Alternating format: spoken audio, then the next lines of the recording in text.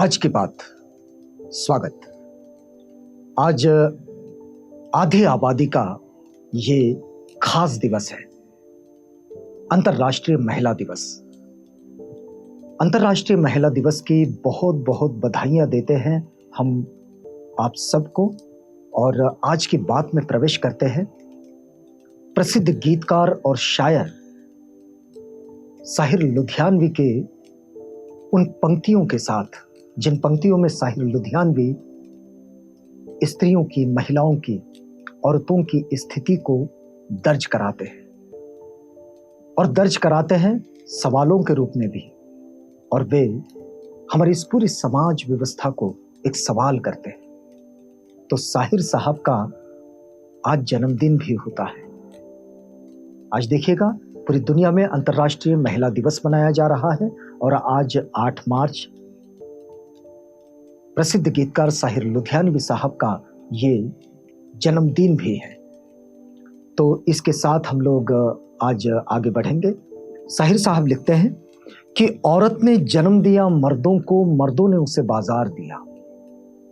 औरत ने जन्म दिया मर्दों को, मर्दों ने उसे बाजार दिया।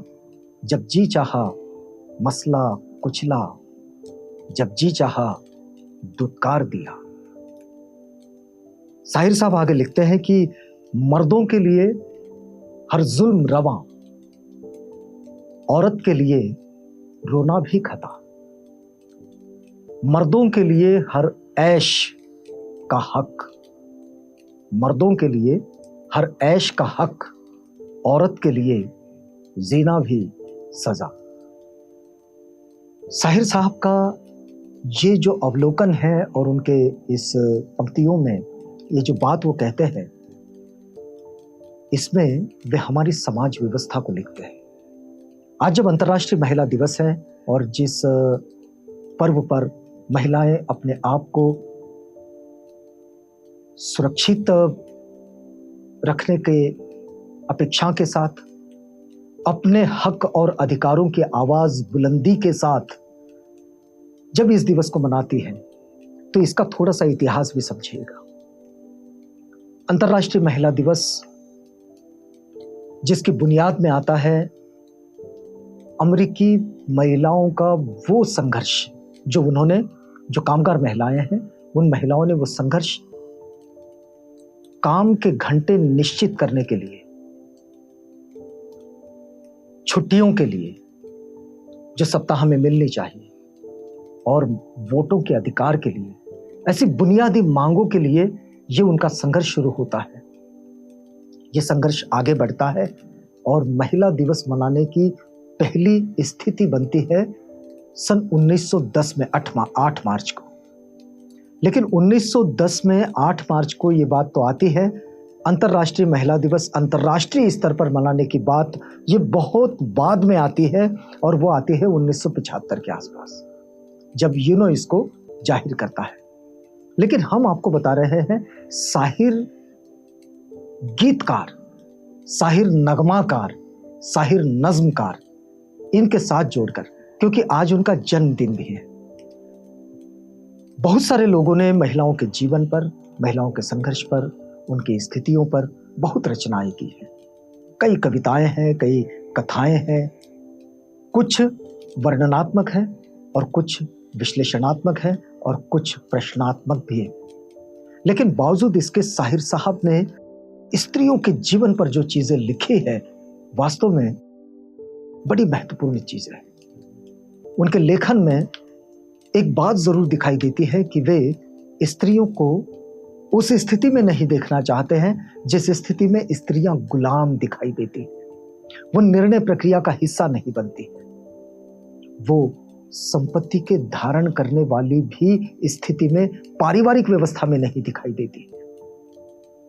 ये बात साहिर के मन को जो कचोटती है, तो साहिर अपने गीतों में, अपने नगमों में, अपनी कविताओं में, अपनी पंक्तियों में इस बात को उजागर करते हैं। आज अंतर्राष्ट्रीय महिला दिवस पर जगह जगह पूरी दुनिया में कार्यक्रम हो रहे हैं।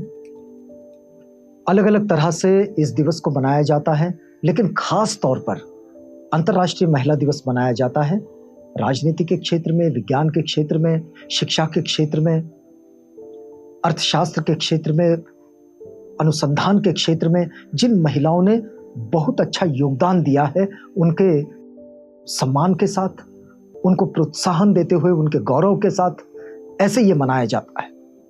कई जगह पर इसके लिए रैलियां भी होती हैं और हर बार अंतर्राष्ट्रीय महिला दिवस पर एक खास थीम भी होती है, और इस बार वो थीम है इंस्पायर इंक्लूजन। इसका मतलब ये हुआ कि एक ऐसी दुनिया जहां हर किसी को बराबर का हक और सम्मान मिले।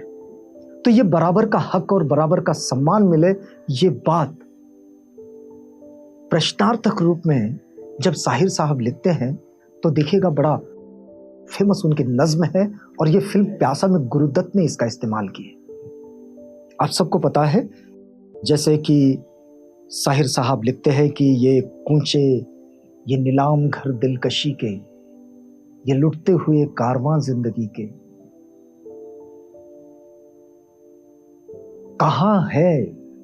कहां है मुहाफिज खुदी के, जिन्हें नाज है हिंद पर वो कहां है। तो इस सवाल के साथ, मतलब हम जिस पर नाज करें वो चीजें कहां हैं।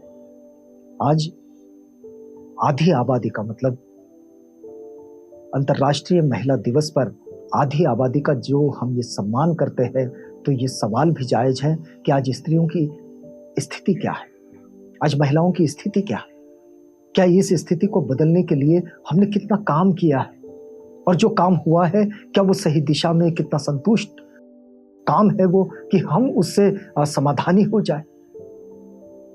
तो फिर ये दिखाई देता है कि नहीं, ऐसा हुआ तो नहीं, और फिर ऐसा हुआ नहीं है तो फिर इस काम को करने की बहुत जरूरत है। आप देखिएगा, अमेरिका में ये जो काम करने वाली महिलाएं हैं जिन्होंने 8 मार्च को ये आंदोलन छेड़ा था, ये आंदोलन वास्तव में अपने हक अधिकारों के लिए आंदोलन था। इसके बाद रूसी महिलाओं की भी भूमिका हम देखते हैं कि इन्होंने महिला दिवस को मनाते हुए पहले विश्व युद्ध का विरोध किया था। एक बार और दिखाई देती है कि यूरोप में महिलाओं ने पीस एक्टिविस्ट के समर्थन में रैलियां निकाली थी कि विश्व में शांति की स्थापना कैसे होगी, इसके लिए ये रैलियां निकली थी। तो अंतर्राष्ट्रीय महिला दिवस इस तरह से मनाने की परंपरा रही है। एक बहुत महत्वपूर्ण बात है कि महिलाओं में निवेश, ये जो इन्वेस्टमेंट है, मतलब पूरा जो हमारी आधी आबादी को, महिलाओं को मजबूत करने के लिए, उनको सुरक्षित करने के लिए, उनको अधिकारों से लैस करने के लिए जो भी निवेश किया जाए, दरअसल ये बहुत बड़ी मानवाधिकार चुनौती भी है। क्योंकि जिस वक्त में हमारे यहाँ तो देखिएगा कि यूरोप में 8 मार्च को महिलाओं ने अपने वोटिंग पावर के लिए आंदोलन किया, यदि हम भारत में हमारे यहाँ देखें तो ये भारतीय संविधान में निहित अधिकार है। इसके लिए यहाँ ये संघर्ष नहीं करना पड़ा, लेकिन यहाँ के संघर्ष दूसरे रहे। महिलाओं को अपने बराबरी के अधिकार के लिए संघर्ष आज भी करना पड़ रहा है।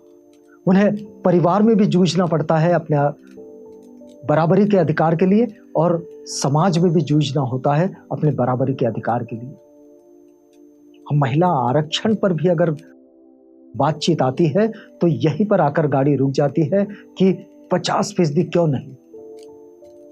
तो देखिएगा कि आज भी वो जो मानसिकता है वो कैसी है।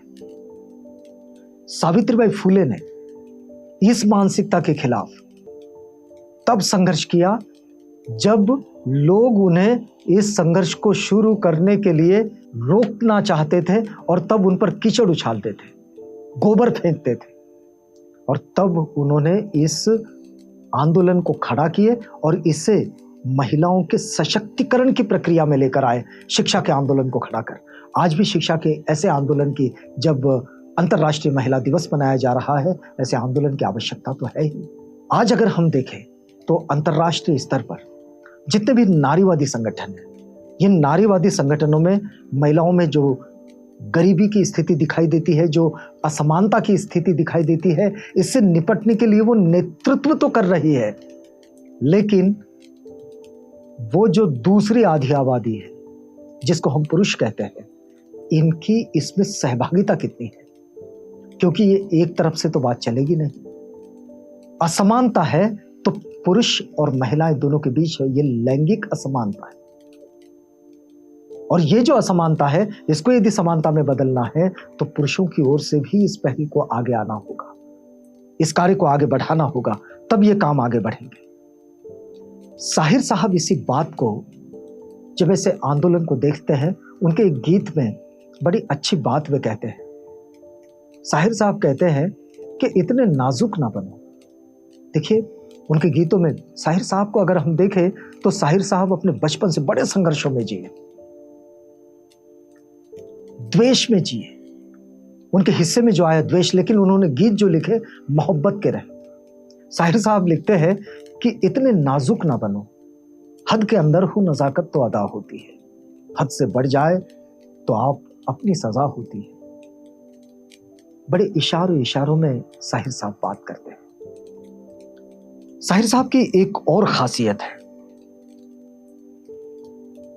कि साहिर साहब ने अपनी तबाहियों में भी जो गीत लिखे वो मोहब्बत के गीत लिखे, लेकिन जब भी उन्हें महिलाओं के सम्मान पर और महिलाओं पर गीत लिखने की बात आई और जब बारी आई तो उन्होंने उस गीत को बड़े ही ताकत से और उसको समानता के दायरे में लिखे।